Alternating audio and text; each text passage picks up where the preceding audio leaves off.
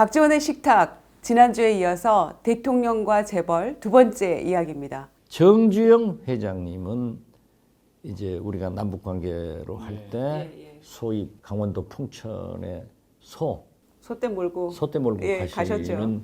그런 문제로 대통령님하고 자주 만났죠. 그래서 거기서 배석을 해보면 기업인이면서도 이 남북 화해 협력 통일에 대한 의지가 강하신 분이어서 도와주자라고 하면서 개성공단이 생기기 전에 그보다 훨씬 많은 땅을 만든 거예요. 금강산 일대에 꽤 많은 그 거의 때도 부지를, 많고 지금보다 배 땅을 정주영 회장하고 김정일하고 합의가 된 거예요. 제가 그걸 본 적이 있습니다. 그래요? 서류를 국회에서 일할 때 봤는데 실제로 개성공단의 한 10배 정도 되는 그렇죠. 부지가 사전에 합의가 되어 있었더군요. 보통 배짱이 아니에요. 네. 그것만 좀 잘 진행이 됐으면 지금 남북 관계가 또 북한이 저렇게 핵 개발까지 굳이 안 했어도 되지 않을까. 그렇죠.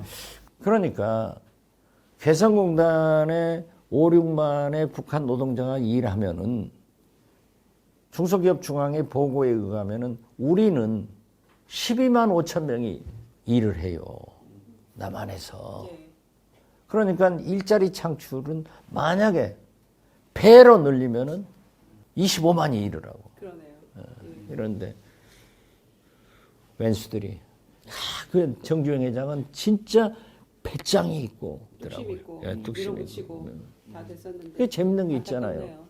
뭐 젊은 사람들이 뭐라고 반대를 하면 당신 해봤어? 맞아요. 예. 저도 후배들이 기어 오르면 그래. 네. 너 해봤니? 경험과 경륜이 있는 거죠. 대단하신 어른이에요.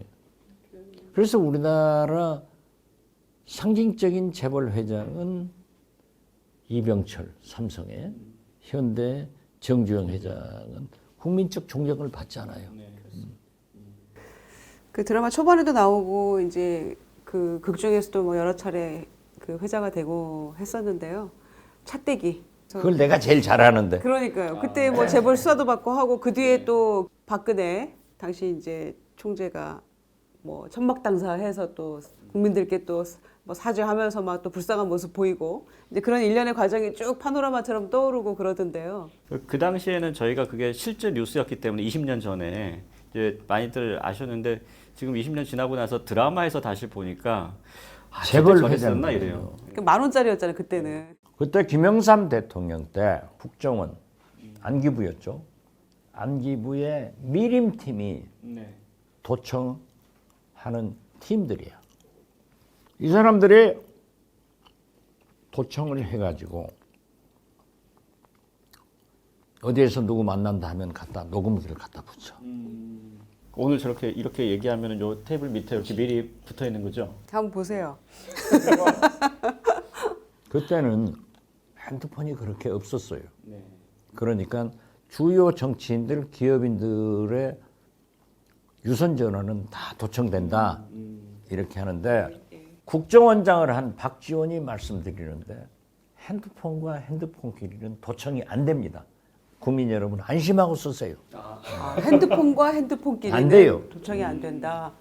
그런데 유선 전화로 핸드폰을 하거나 유선 전화가 유선결이 하는 것은 도청을 할 수 있어요. 옛날에는 도청을 했지만은 지금은 불법적으로 취득한 정보는 증거가 되지 증거 채택이 안 됩니다. 그렇기 때문에 다 법원에서 영장을 발부해가지고 하는 거예요. 근데 YS 때 그 미림팀에서는 미림팀에서 밑에 붙여가지고 붙이고 다니는 거야. 그때 이제 안기부에 내가 그런 거 잘 심어놓는 사람 아니야. 그러면은 맨하탄 지금 켄싱턴 호텔 지하가 사우나가 있고 이발관이 있어요. 그 방이 조그만 게 있어. 안기부 직원을 거기서 접속하는데 내가 피곤하니까 사우나하고 안마쟁이를 불러올 테니까 안마쟁이 오면 내 방에 안내해라.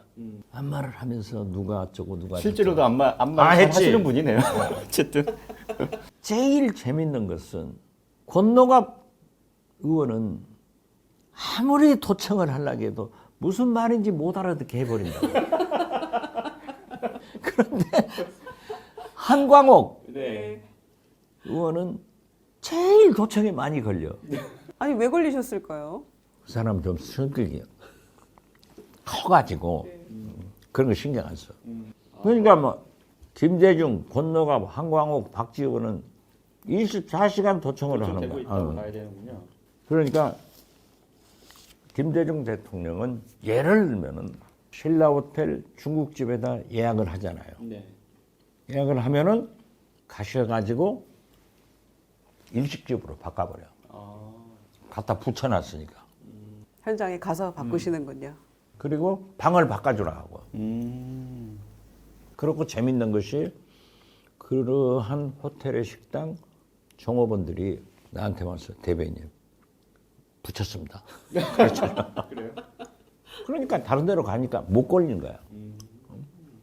그런데 거기에서 녹취된 것이 소위 X파일로 된 거예요. 제가 문화관광부 장관을 하는데 왔어. 자기를 민정수석실에 취직을 시켜주면은 이제 잘렸지. 김대중 대통령이 집권을 하니까 해주면은 이렇게 도청을 해다가 나한테 주겠다. 권력 유지하는데 최고죠. 그래서 딱 보니까는 DJ한테 얼마, 창한테 얼마, 누가 이렇게 다 나와. 그렇게 줬다는 거를 다 도청해서. 이제 거기서 자기들끼리 얘기한 거지. 아니 이걸 가지고 내가 어떻게 취직을 시키냐. 이력서하고 녹취록이 아니라 녹음 테이프를 가져왔나. 가져왔어. 그때 국정원장이 천용택 원장이에요. 거기다 내가 보내가지고 어디 호텔에 있으니까 일망타진하십시오. 잡아버린 거야. 그때 이제 천용택 원장이 저한테는 라면 박스 2개 반 녹음 테이프 조그만 게 있지 카세트 테이프. 그래서 내가 전부 들어봤어요.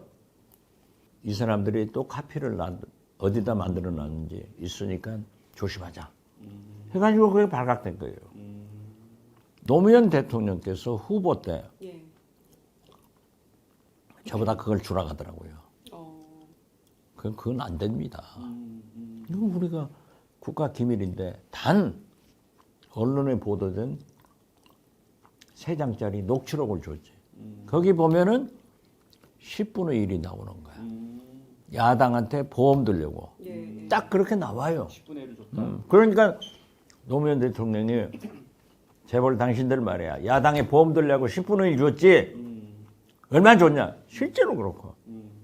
그래서 이제 거기서 차떼기 같은 게 나오는데 그 양반들이 지금 생떼같이 살아있고 다 나하고 친한데 여기서 얘기를 하면 내가 어떻게 돼. 다음에 책 쓸 때 할게요. 그러면 그 녹음 테이프 녹취록을 내가 집에다 갖다 놨냐. 없어요.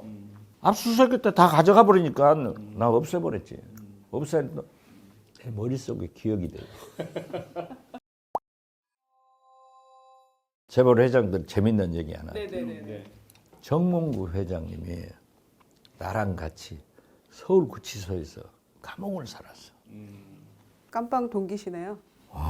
나 깜빵 동기가 많아요. 그러니까요. 유명한 분들 많으실 거예요. 뭐 김우중 회장, 뭐 지금 살아 계시는 분들 이것도 다 나랑 동기들이야.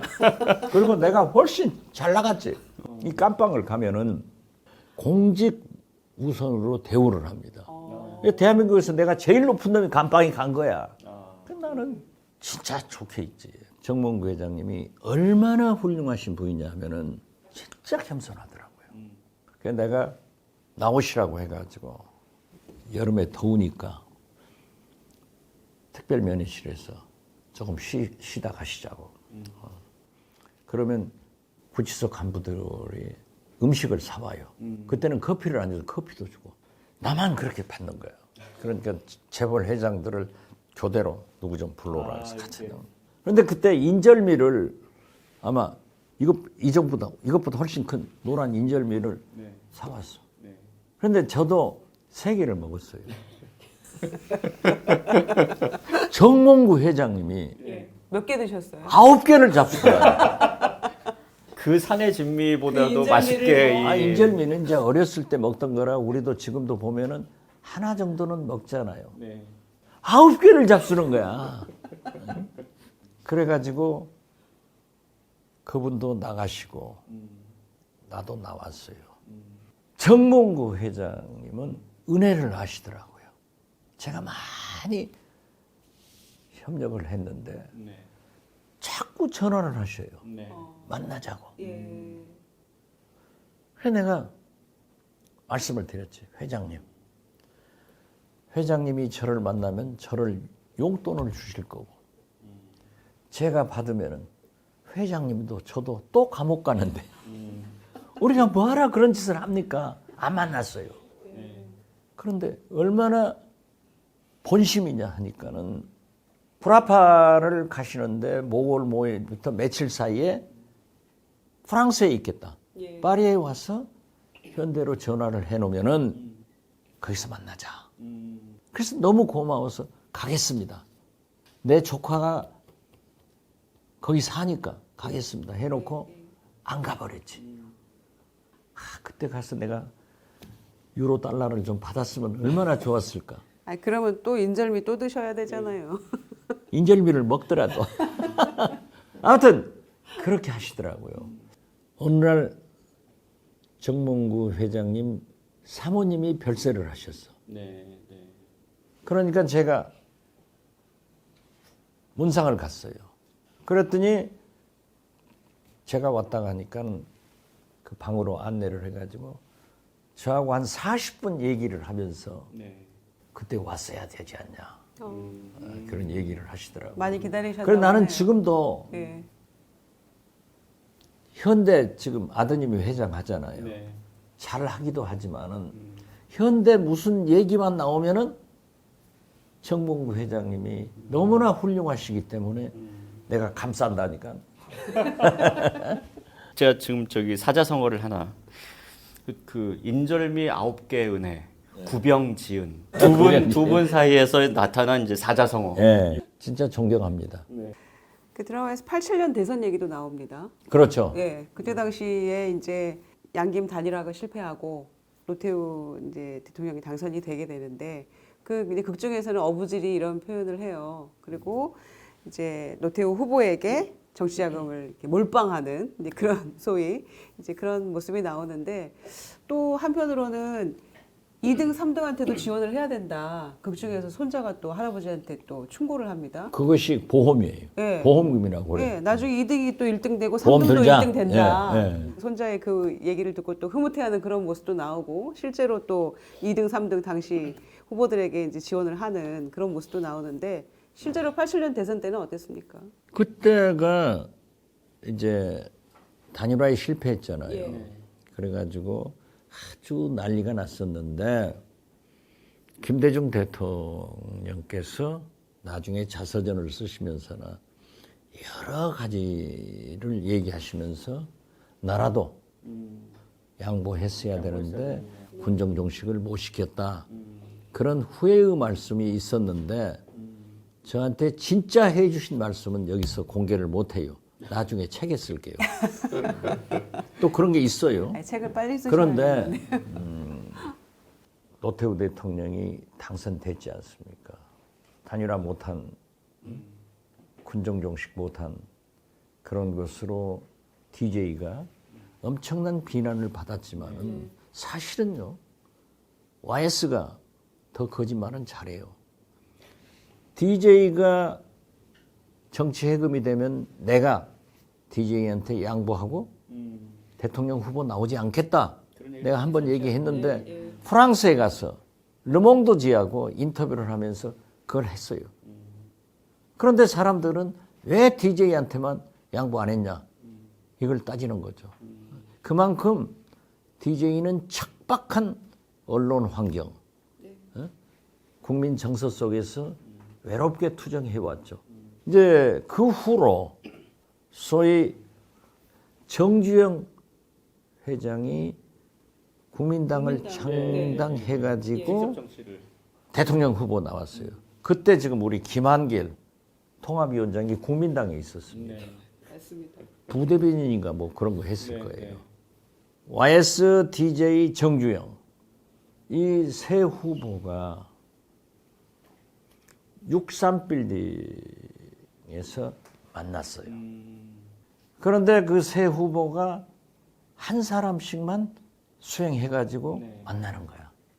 만나는데 김영삼 대통령도 정주영 후보도 그냥 수행 비서를 데리고 와서 뒤에 앉았더라고요. 그런데 나는 국회의원이고 DJ 뒤에 내가 그때는 부대변인이었어요. 그때 초선 시절이시죠? 나도 네. 부대변인 겹쳐서 된 거예요. 왜냐하면 KT 이기택 대표하고 통화를 하면서 김대중 총재가 이게 전라도 사람들만 나온다. 인상 무서운 사람들만 나온다 하니까는 이기택 총재한테 얼굴이 많이 나오는 원내대표, 대변인은 이기택계, 사무총장 정책위 의장은 동교동계인 거야. 그런데 모든 뉴스는 DJ한테 나오잖아요. 그렇죠. 그러니까 네. 장석화 대변인, 박지원 수석 부대변인이었지만 사실상 내가 다 한 거야. 아무튼 저는 이제 수행해가지고 이렇게 여기 앉아 계시면 뒤에가 딱 앉아 있는 거야. 앉자마자 정주영 후보가 YS한테 당신 나한테 돈 얼마 가져갔어? 그냥 바로. 하면서 막 언제 주고 어쩌고 막 숨도 안 쉬고 막 하더라고요. 당신같이 나쁜 정치인들이 대통령을 하면은 나라가 망하니까 내가 나왔다. 그런데 YS가 그냥 얼굴이 후루락 푸르락 하면서도 아무 말씀도 안 해요. 나는 그때는 처음에는 김영삼 대통령한테 어떻게 저런 짓을 했을까 하고 했는데 나중에 너무 심하니까 정주영 후보한테 어떻게 이런 자식이 대통령 나왔나 그렇게 생각되더라니까요. 그래서 이거 끝나면은 우리 총재님 DJ한테 오겠구나 하고 내가 딱 일어났어. 뒤에서 딱 일어나가지고 이제 DJ 총재 앞에 물컵이 있잖아요. 내가 옆으로 딱 섰지. 이렇게 서가지고 딱 갖다 놓고 이러고 서 있었어. 이 새끼 말하면 물컵으로 때려버리려고. 말을 안 하더라고요. 정주영 회장이. DJ한테는 아무 소리 안 해. 그래가지고 세 분의 회동이 깨졌어요. 깨져서 내려오셔서 이제 차를 타고 저랑 같이 63빌딩에 나와서 좌회전해서 동교동 쪽으로 가면서 제가 총재님 어떻게 정주영 후보가 아무리 돈을 줬어도 그렇게 할 수 있습니까? 무리하게 만약에 총재님한테도 저런 식으로 하면 그 얘기를 하면 난 물컵으로 면상을 때려버리려고 옆으로 갔습니다. 그랬더니 총재님이 나도 그런지 알았어? 하시면서 안 받았다. 그래서 말을 안 한. 네, 그래서 없다. 정주영한테 받은 게 없다. 그런데 YS가 됐잖아요. 그때. 네. 김영삼 대통령이 돼서 나는 YS 성격이 무섭거든요. 무서워서 정주영 회장은 그날부로 사형이다. 그렇게 생각했어요. 그런데 보복은 하지 않았었다고 생각해요. 김영삼 대통령이. 그러나 현대가 굉장히 고초를 겪어서 그때 현대가 자금 능력을 만들어 갔다는 거 아니에요. 그래 돈 버는 사람은 달라요. 정주영 회장이 그렇게 내시를 기하고 있었어. 전혀 YS한테 탄압을 받으니까. 그러다가 딱 IMF가 나오니까 현대는 건전했지. 그래서 참 여러 가지가 달랐더라고요. 그때 보면은 나는 김영삼 대통령이 사형 안 시켜버린 것도 굉장히 자비를 베풀었다. 그렇게.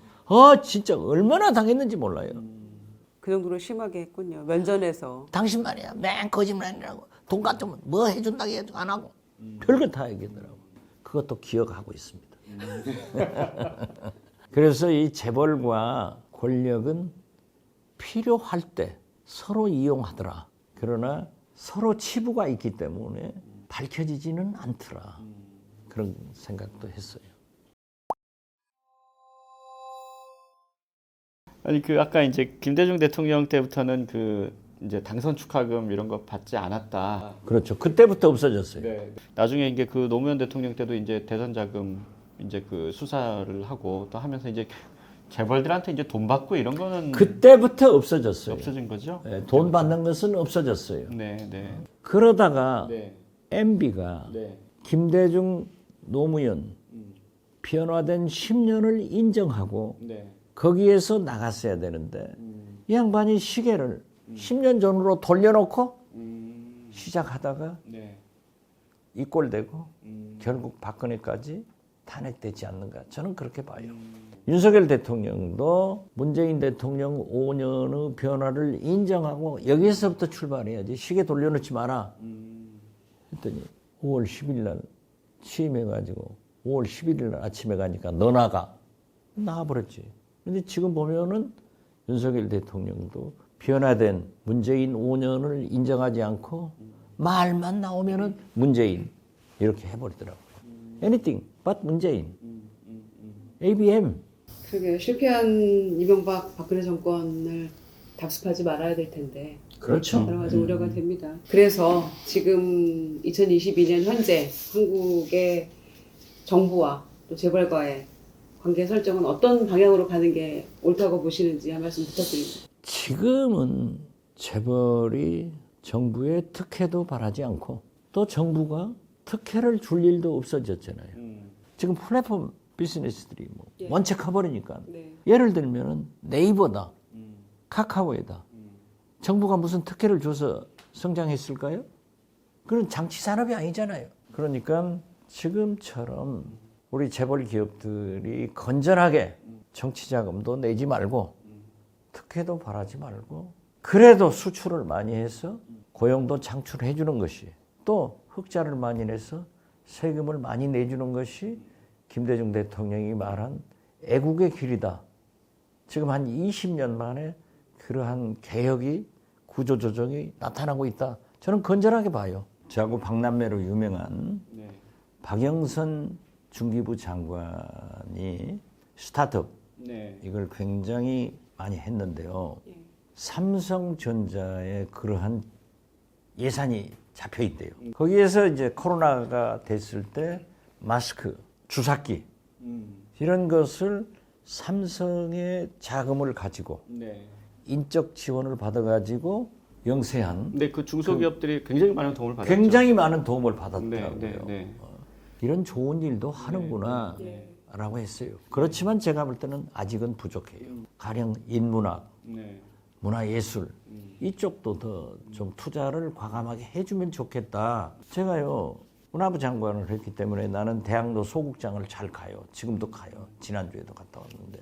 그리고 지방에 가면은 소극장 하는 그런 연극인들이 있어요.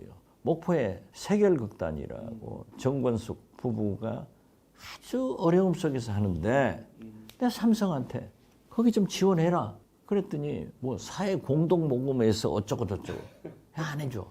그래서 그런 것도 좀 해주는 이 방송 들었으니까 해주세요.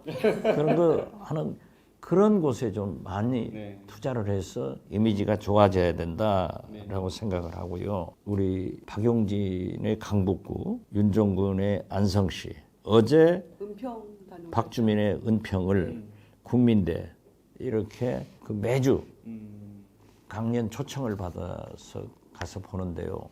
보통 300명에서 500명 정도 오는데요. 옛날하고 달라졌어요. 젊은 MZ세대가 20대, 30대가 3분의 1이에요. 고등학교 3학년생들도 내가 민주당에 입당을 했다 하고 오더라고요.